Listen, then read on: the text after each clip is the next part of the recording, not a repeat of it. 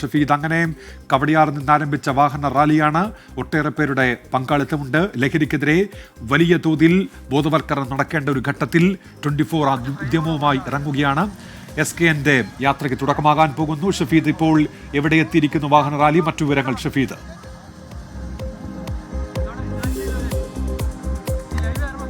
അങ്ങനെ നമ്മുടെ ഏറ്റവും പ്രധാനപ്പെട്ട റാലി ഈ കവടിയാറും കടന്ന് രാജ്ഭവനും കടന്ന് വെള്ളയമ്പലവും കടന്ന് ടാഗോർ തിയേറ്ററിലേക്ക് എത്തുകയാണ്. നമുക്ക് ഒരു വലിയ യുവജനതയുടെ ഒരു വലിയ പാർട്ടിസിപ്പേഷൻ ഈ റാലിയിലുടനീളം കാണാമെന്നുള്ളതും ഏറ്റവും പ്രധാനപ്പെട്ട കാര്യം. SKN ഉണ്ട് ഈ റാലിയുടെ മുൻപിൽ. ഈ റാലി SKN നയിക്കുന്നത് പോലെ അടുത്ത ഒരു മാസക്കാലം സംസ്ഥാനമൊട്ടാകെ SKN യാത്ര ചെയ്യും. എല്ലാ ജില്ലകളും നമ്മൾ കവർ ചെയ്യും. എല്ലാ ജില്ലകളിലും നമ്മൾ കൊടുക്കുന്ന സന്ദേശവും ഇപ്പോൾ സമൂഹം നേരിടുന്ന ഏറ്റവും പ്രധാനപ്പെട്ട വെല്ലുവിളിയെ എങ്ങനെ അതിജീവിക്കാം എന്നുള്ളത് തന്നെയായിരിക്കും. നമുക്കത് ഈ പങ്കാളിത്തം കൊണ്ട് മനസ്സിലാവുകയും ചെയ്യുമെന്നുള്ളതും ഏറ്റവും ശ്രദ്ധേയമായിട്ടുള്ള കാര്യം. ഏതായാലും വലിയ ഒരു പരീക്ഷണമായിരുന്നു, വലിയ ഒരു യത്നമായിരുന്നു നമ്മളുടേത്. അതും ഈ രീതിയിൽ നമ്മൾ മുന്നോട്ട് പോകുന്നു എന്നുള്ളതും ഏറ്റവും ശ്രദ്ധേയമായിട്ടുള്ള കാര്യം. ഏതായാലും ഈ പലതരത്തിലുള്ള മാറ്റങ്ങൾക്ക് വഴി ഒരുക്കുന്ന ഒരുപക്ഷെ മുഖ്യമന്ത്രി തന്നെ, സംസ്ഥാനത്തിന്റെ മുഖ്യമന്ത്രി തന്നെ പറഞ്ഞ ഏറ്റവും പ്രധാനപ്പെട്ട വാക്കുകളുണ്ട് SKNനോട്. ഈ യാത്ര അവസാനിക്കുമ്പോൾ ഇതിന്റെ വിവരങ്ങൾ സർക്കാരുമായി പങ്കുവെക്കണമെന്നുള്ളത്. ഇപ്പോൾ SKN കൂടി ഈ റാലിയുടെ ഇടയ്ക്ക് നമ്മളോടൊപ്പം ചേരുകയാണ്. SKN, ഈ ഒരു പങ്കാളിത്തം എങ്ങനെയുണ്ട് SKN? ആൾക്കാർ വളരെ ആവേശത്തോടെ പങ്കെടുക്കുന്നത്. ഇതെല്ലാം ഒറ്റ കാരണമേ ഉള്ളൂ. കാര്യം നമ്മൾ ഉയർത്തുന്ന പ്രശ്നം എന്ന് പറഞ്ഞാൽ എന്റെ കേരളം, എന്റെ അഭിമാനം, അരുത് അക്രമം, അരുത് ലഹരി എന്നുള്ളതാണ്. കാര്യം ഈ ലഹരി വല്ലാതെ നമ്മുടെ സമൂഹത്തെ പിടിച്ചു മുറുക്കുന്നുണ്ട്. ആ ശ്വാസം മുട്ടലിൽ നിന്ന് നമ്മുടെ ജനങ്ങൾക്ക് രക്ഷപ്പെടണം.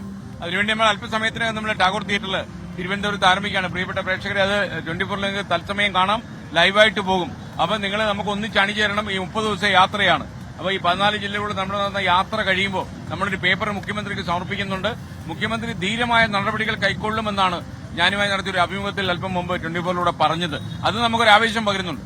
അദ്ദേഹത്തിന്റെ ഇതിന്റെ സ്പിരിറ്റ് ഉൾക്കൊണ്ടിട്ടുണ്ട്. മാത്രമല്ല, സാധാരണയെക്കാളും നല്ല രമാകാന്തൻ, ഇവിടെ പഴയ സുഹൃത്താ. ഓക്കെ.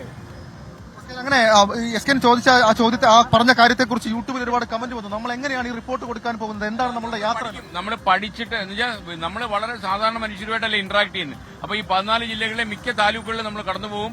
അപ്പൊ ലഹരി ഉപയോഗിക്കുന്ന കുട്ടികൾ ആരാണ്, ഇവർക്കിത് എങ്ങനെ എത്തുന്നു, മാഫിയ സംഘം ആരാണ്, ഏതൊക്കെ രാജ്യങ്ങളിലുള്ള മാഫിയ ഈ പ്രവർത്തിക്കുന്നത്, നമ്മൾ ഈ സബ്ജക്ട് എക്സ്പെർട്ടുകളെല്ലാം കാണും. വിദഗ്ധന്മാരെയൊക്കെ കണ്ട് ഒരു ആധികാരികമായ റിപ്പോർട്ട്, ഒരുപക്ഷെ ഈ നാടിനെ മോചിപ്പിക്കാനുള്ള ഏറ്റവും സയന്റിഫിക്, പ്രൊഫഷണൽ, സ്കോളർലി ഒരു റിപ്പോർട്ടായിരിക്കും നമ്മൾ കൊടുക്കുക. മുഖ്യമന്ത്രിയോട് ഞാൻ ആ ഉത്തരവാദിത്തം ഏറ്റെടുത്തിട്ടുണ്ട്.